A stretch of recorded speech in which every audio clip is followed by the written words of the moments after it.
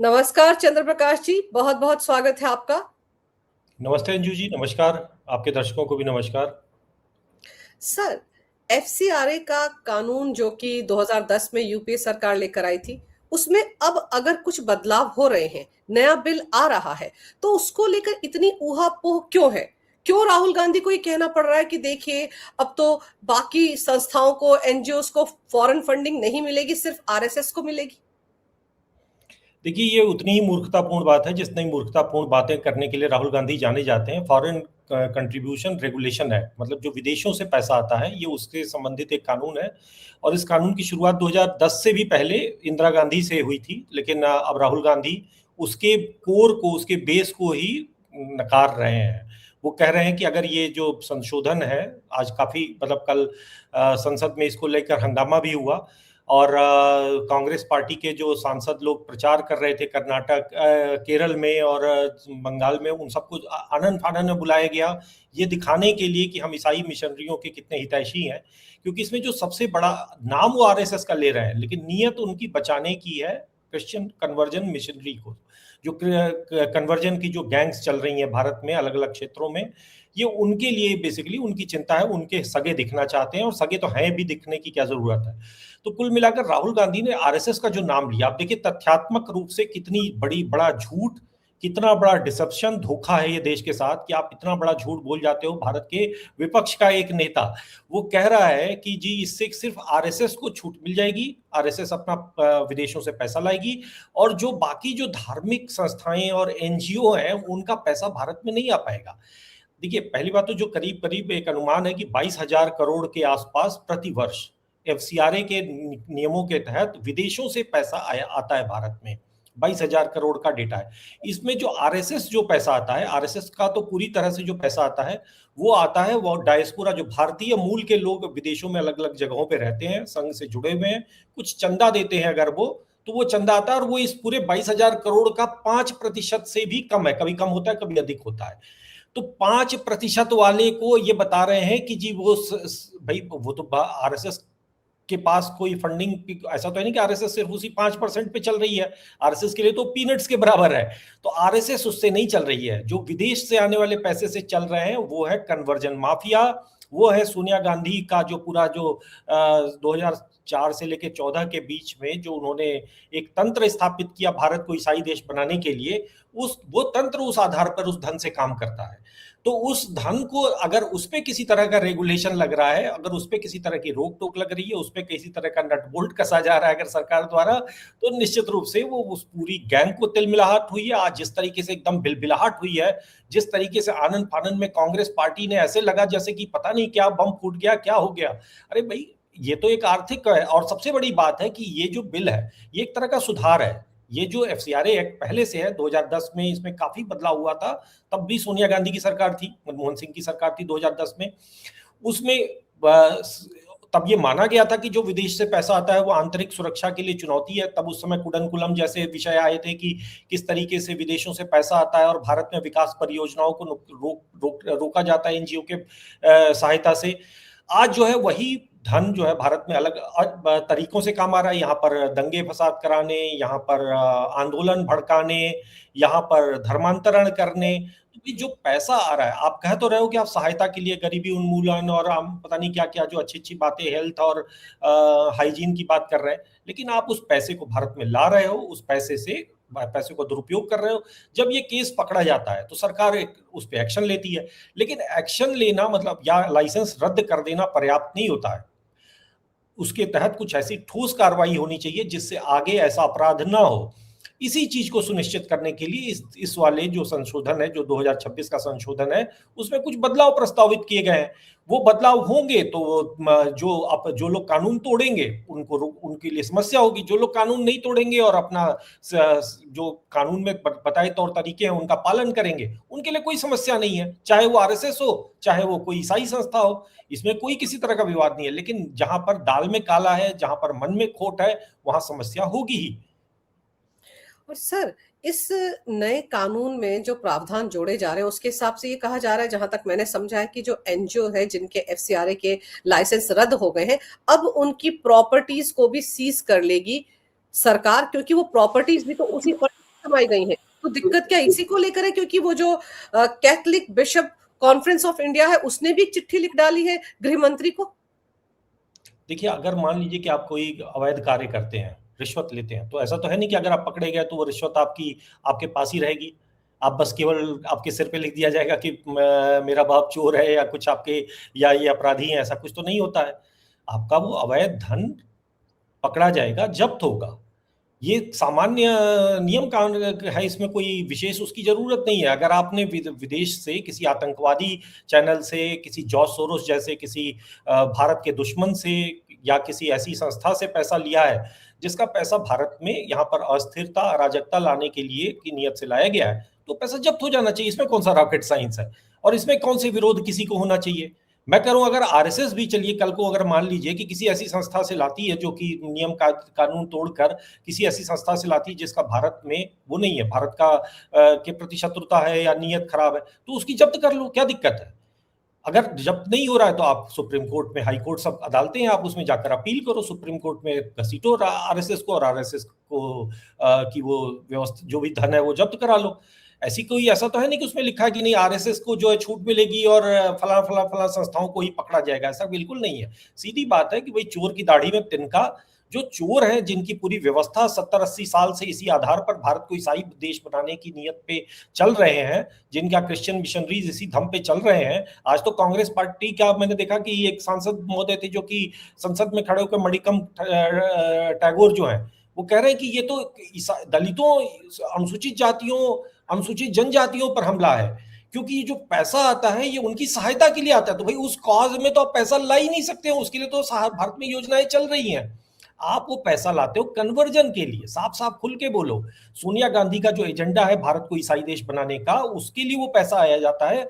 उसमें जब रुकावट होगी, बाकी देखिए ऐसा नहीं कि सिर्फ उसी के लिए लाया जाता है। मैं फिर से वो कहूं कि उसका अलग अलग हिस्सा, ये करीब करीब जो कुल पैसा आता है उसका लगभग लगभग जो मेरा वो है, उसका जो 35 से 40% जो है वो इस तरीके की जो मजहबी संस्थाएं हैं वो ला रही हैं। कुछ हैं जो काम सच में अच्छा कर रहे हैं, जो वास्तव में एनजीओ हैं, जो सहायता कार्य कर रहे हैं, उनका वो एक अलग है, क्योंकि वो, उनको कोई डरने की बात नहीं है। भाई सीधी बात है, आप नियम कानून पालन करोगे, आपको कौन किस बात का डर है। और बाकी जो है वो इस तरीके की कुछ कुछ और छुटपुट संस्थाएं हैं। कुल मिलाकर ये 35% जो एक बड़ा शेयर है जिस व्यवस्था का, जो ईसाई मिशनरियों का, उनको पर पेट में दर्द इसीलिए हो रहा है। इसीलिए बिशप जो काउंसिल है या बिशप जो उनका एक एसोसिएशन है वो परेशान है, गृह मंत्री को चिट्ठियां लिख रहे हैं और तरह तरह की इनकी समस्या। देखिए इसमें एक चीज समझना पड़ेगा, हमें एक चीज समझना चाहिए कि जो हम लोगों को बहुत तरह की शिकायतें होती है, सरकार ये बिल्कुल उस की ये नहीं कर रही है, वो नहीं कर रही है, हम बहुत तरह की सरकार से आशाएं करते हैं।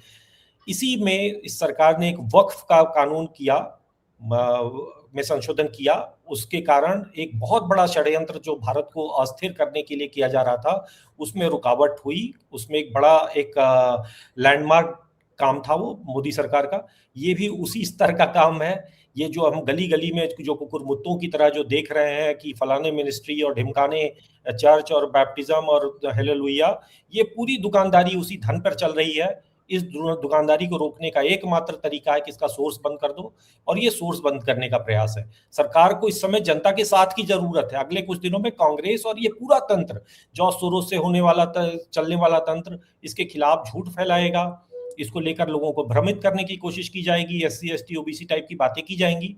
इसका किसी से कोई लेना देना नहीं है। इसका पूरी तरह से धर्मांतरण गिरोहों को रोकने से मतलब है, और ये पैसा कहीं से कहीं तक किसी के कल्याण में काम नहीं आता, ये सिर्फ बांटा जाता है। और उसके कारण भारत में जो एक डेमोग्राफी चेंज करने की और भारत को टुकड़े टुकड़े करने की जो मिशन है, ये ज्यादातर पैसा उसी कार्य में काम आता है।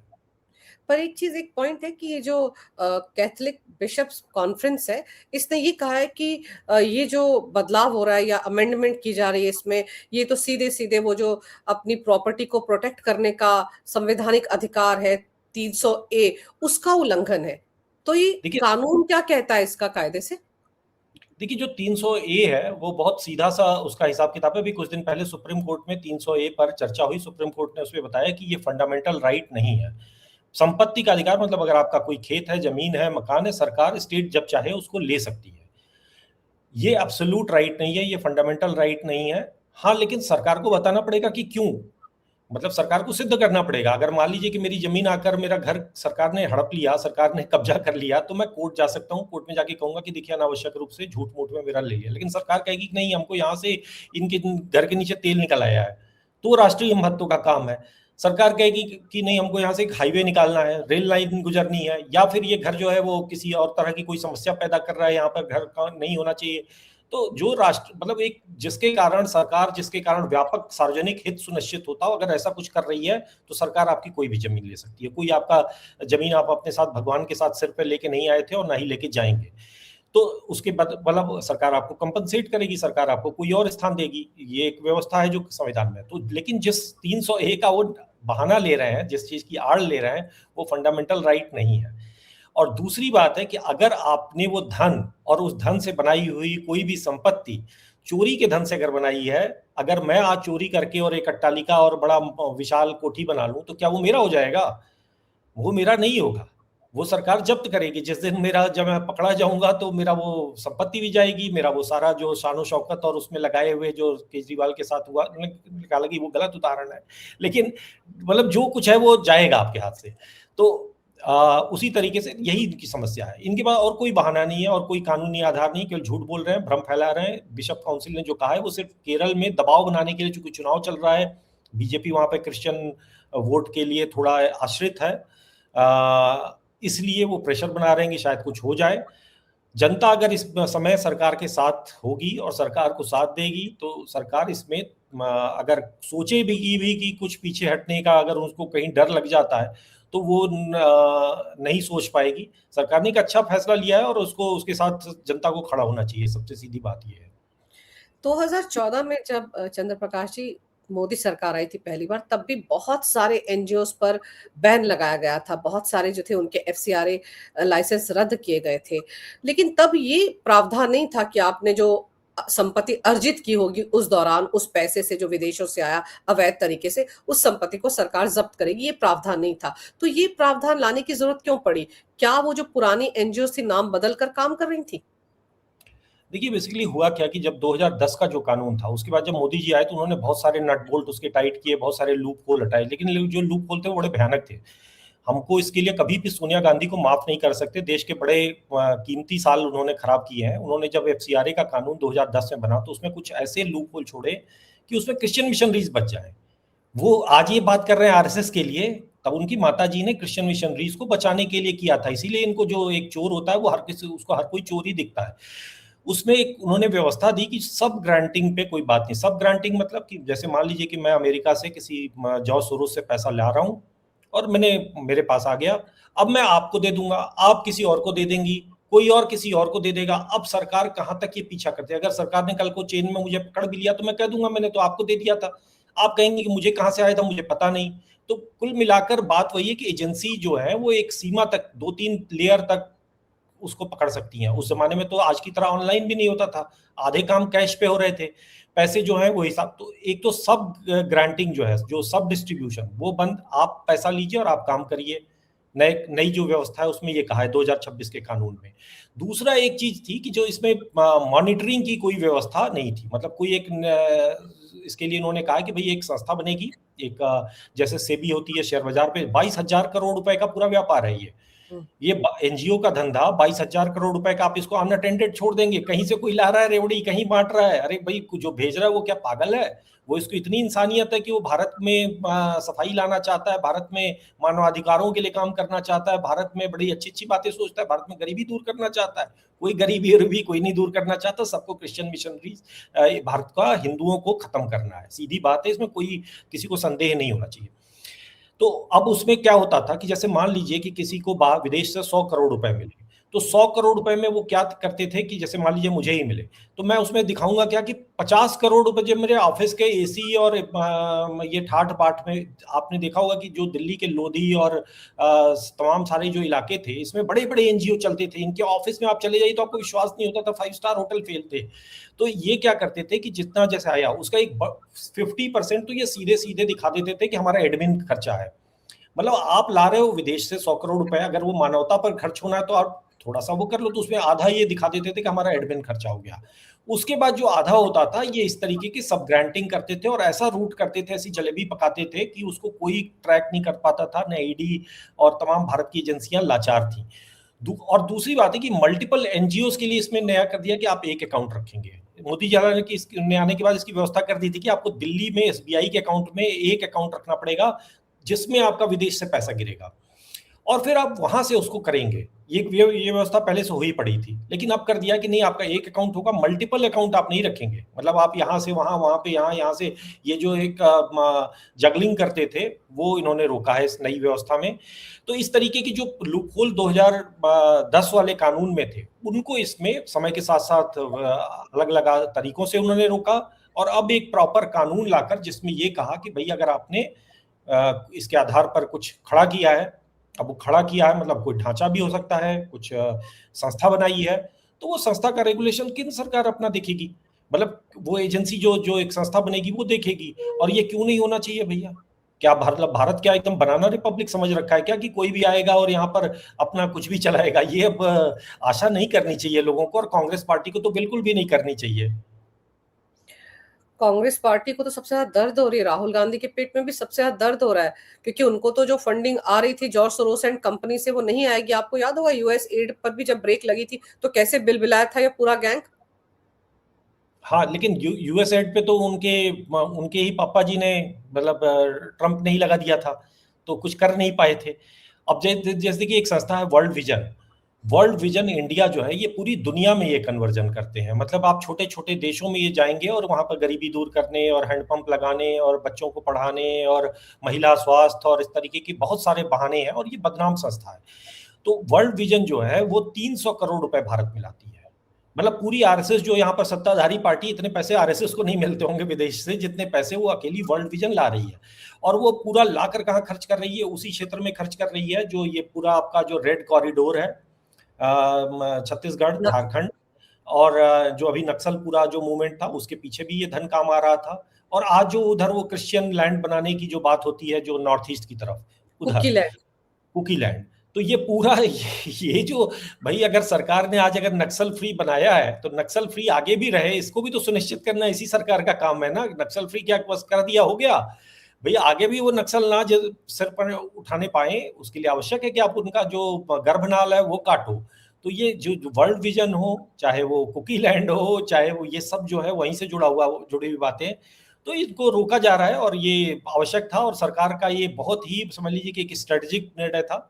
और अभी इस पे कांग्रेस हंगामा करेगी, क्योंकि कांग्रेस के पास हंगामा करने और नौटंकी करने के सिवा कोई, अब मतलब सबसे बड़ी बात है कि भाई आपकी दादी ने किया था, आपकी दादी ने सिद्धांत रूप से माना था ना कि विदेश से आने वाला पैसा 1976 में कि भारत को अस्थिर करने में प्रयोग हो सकता है।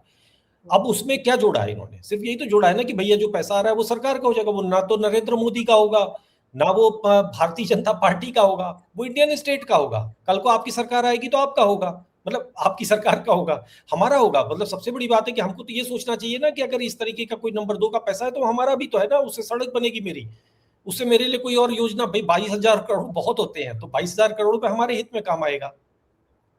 लेकिन राहुल गांधी के पेट में दर्द इसलिए होगा ना क्योंकि उनकी तो लड़ाई ही इंडियन स्टेट से है ना सर। उनको तो लड़ाई उससे लड़ रहे हैं, वो तो बोलते हैं सरेआम जा जाके, तो उनको तो इसलिए दिक्कत हो रही है। पर यहाँ पर ये बताइए कि जैसे अभी मणिपुर का जिक्र हुआ, वो जो वहां पर कुकी लैंड बना रहे थे, वो जो सीआईए का एक एजेंट पकड़ा गया था मैथ्यू वेंडाइक, उसके साथ यूक्रेनियन पकड़े गए थे। ये लोग वहां पर एक पादरी के साथ भी उनके रिश्ते थे, तो वहां पर भी तो एक खुला खेल चल रहा है ना।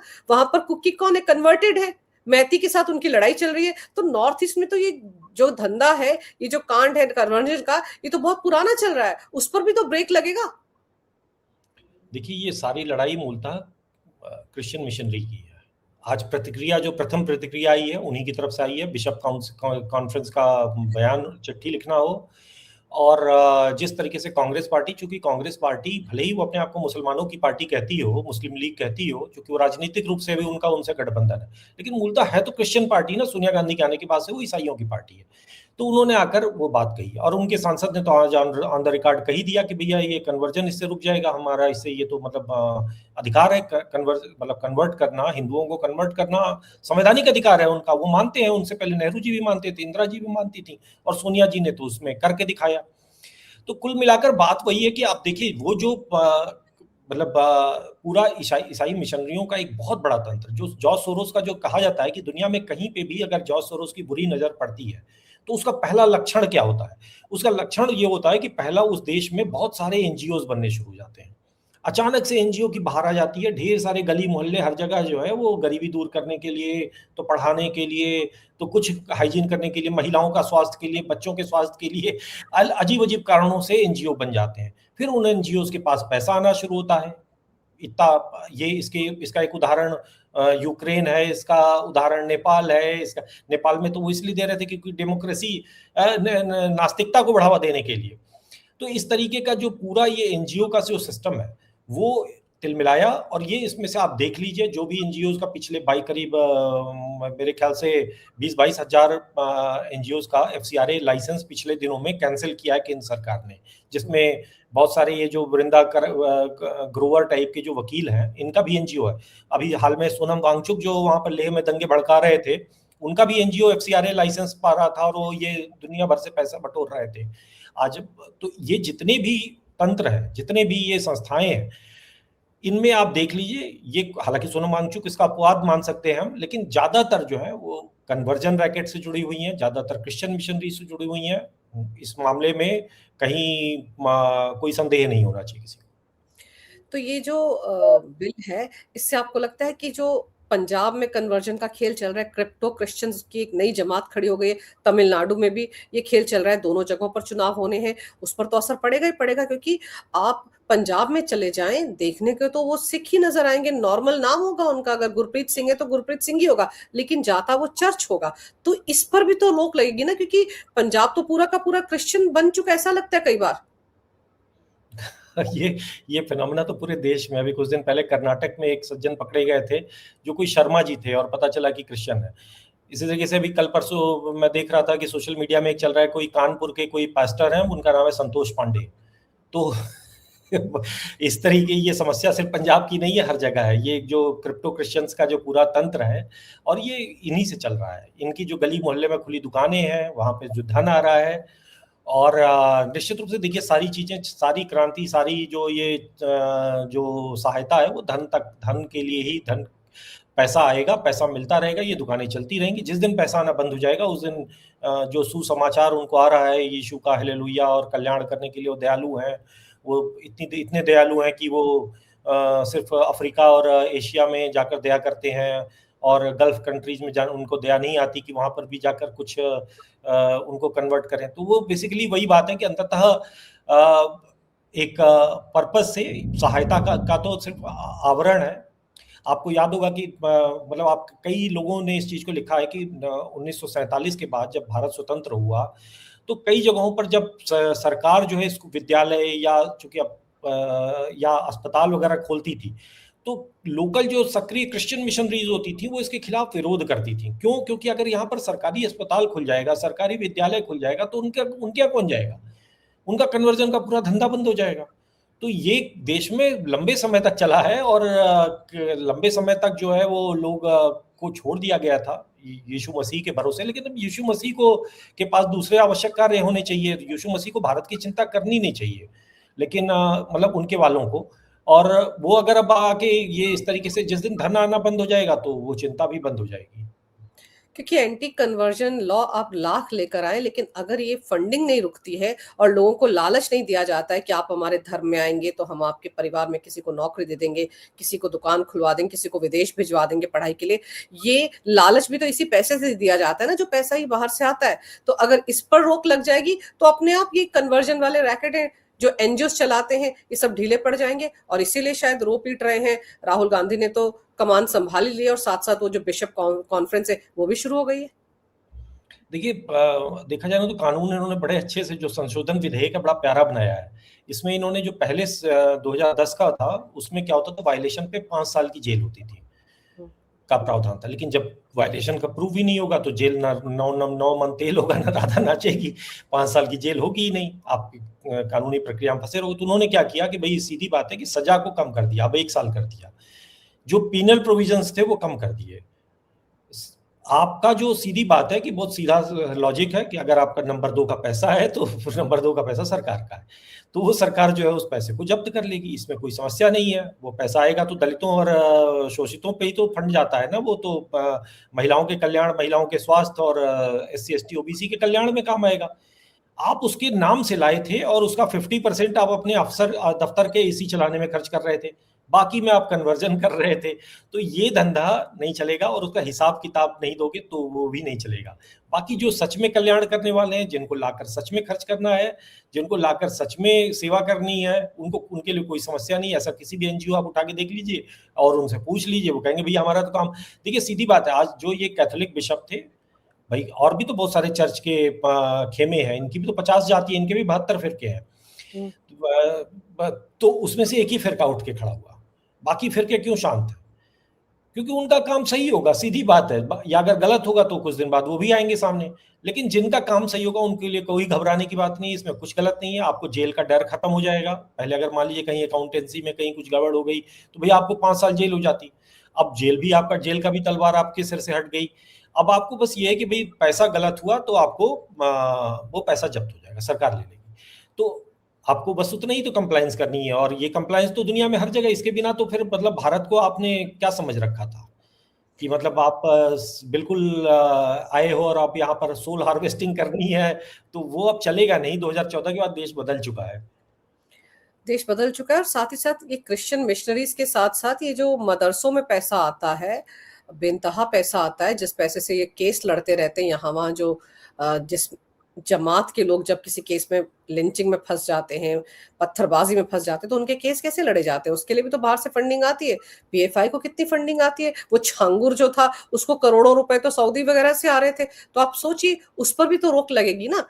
इसमें तो कई सारे लोग सदमे में चले जाएंगे। वो बहुत सारे जो वायर लायर जैसे एजेंडाधारी चैनल्स हैं जो कि बाहर से फंडिंग लेते हैं। वो अभिसार की कंपनी वाला एक था जो बाहर से, चाइना से जिसको पैसा आ रहा था, वो भी तो इसी खेल में शामिल था ना। उनको भी तो ऐसे पैसे आते थे। उनके तो फंड में उनके एक चपड़ासी का नाम था, याद कीजिए, इलेक्ट्रिशियन का। देखिए सबसे बड़ी बात है कि 2010 में जो सोनिया गांधी का कानून था एफसीआरए का, उसमें पत्रकारों को बाहर से पैसा लेने पर रोक थी। पत्रकार के आप कोई न्यूज ऑर्गेनाइजेशन विदेश से पैसा नहीं ले सकता है।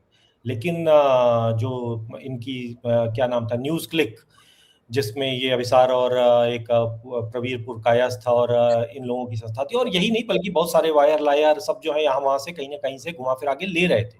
अच्छा ले रहे थे तो इनको कोई डर नहीं था ना, क्योंकि अगर ले लिया तो भाई पकड़े गए तो क्या क्या ही कर लेगा कोई। जैसे अभी एमनेस्टी पकड़ी गई। एमनेस्टी जो है भारत में बहुत तरह से इस तरीके से लाकर पैसा इधर उधर रीरूट कर रही थी। एमनेस्टी इंटरनेशनल जो है वो एनजीओ है, और वो भारत में लाकर बहुत सारी हिंदू विरोधी गतिविधियों में उसको ला के खर्च कर रही थी। जो इनका एक आकार पटेल जो उनका एक मुखिया हुआ करता था।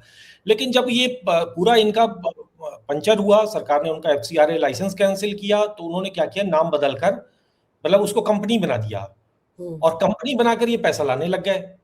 तो इस तरीके के लूप होल्स, वही बात है कि तू डाल डाल मैं पात पात, तो सरकार ने अब इनको आगे जाकर अब इनको रोका है।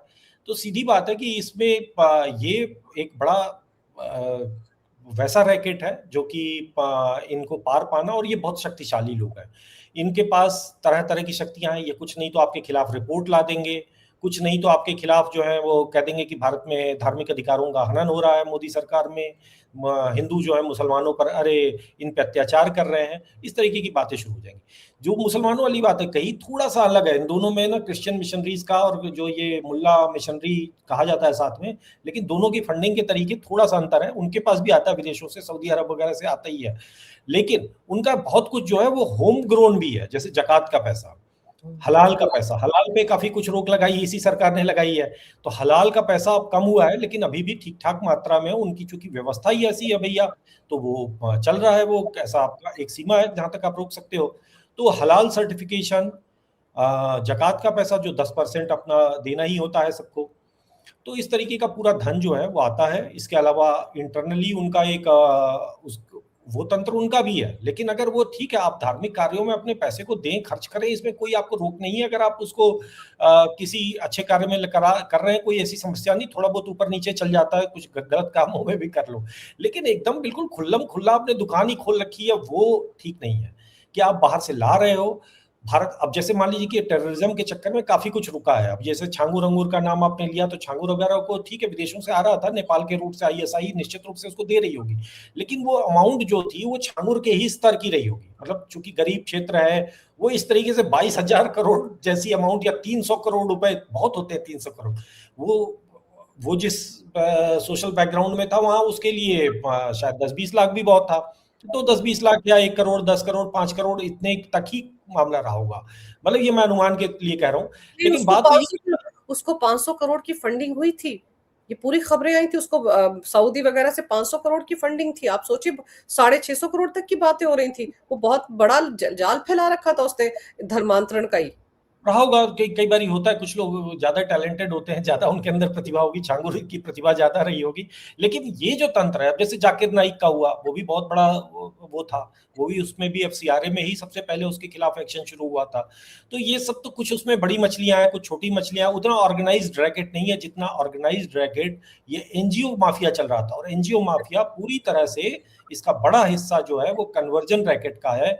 एक कन्वर्जन का तरीका है कि लो जिहाद कर लो, ये कर लो, वो कर लो। एक कन्वर्जन का तरीका कि जाओ एक इलाके में स्कूल खोलो और वहां पर नौकरी देने और बच्चों को पढ़ाने के नाम पर पूरे के पूरे गांव को ही कन्वर्ट कर दो। तो इस तरीके का जो दूसरा जो प्रकार है, उस प्रकार पे ये ठीक ठाक बड़ा हथौड़ा है। और सरकार अगर इस पे टिकी रहे, सरकार ने एक अच्छा काम किया अगर, तो हम जो दो चार हमारी नाराजगियां हो अभी सरकार से, मोदी जी से, तो अभी चुपचाप अभी शांत रहकर मोदी जी का साथ देने का समय है, क्योंकि हमारा काम है, ये बहुत दिन से पेंडिंग था। अच्छा होता कि पहले करते, लेकिन ठीक है, उन्होंने पहले थोड़ा थोड़ा एक एक करके नट बोल्ट कसा, उसी का परिणाम है कि आज काफी कुछ उन्होंने सफाई की है तंत्र में। और मैं देख रहा था कि इससे मतलब ये अखिलेश यादव ना 3 में ना 13 में, इनका तो कोई लेना देना नहीं है, लेकिन उन्होंने भी ट्विटर पे एक लंबा चौड़ा निबंध लिखा हुआ है। उसमें वो कह रहे हैं कि पीएम केयर का पैसा जैसे कर दिया वैसे। अरे भाई, पीएम केयर का पैसा मोदी जी पीएम केयर में बांटते हैं, आप क्यों परेशान हैं? पीएम केयर जो पैसे देती है वो इस देश की जनता के पैसे हैं, उसके खर्चे पैसे का हिसाब किताब है पीएम केयर के पास, पीएम के पास। लेकिन आपका जो विदेशों से जो केयर हो रही है, जो स्पेशल केयर हो रही है, इसकी आप क्यों परेशान, इसकी तुलना उससे कैसे कर सकते हैं?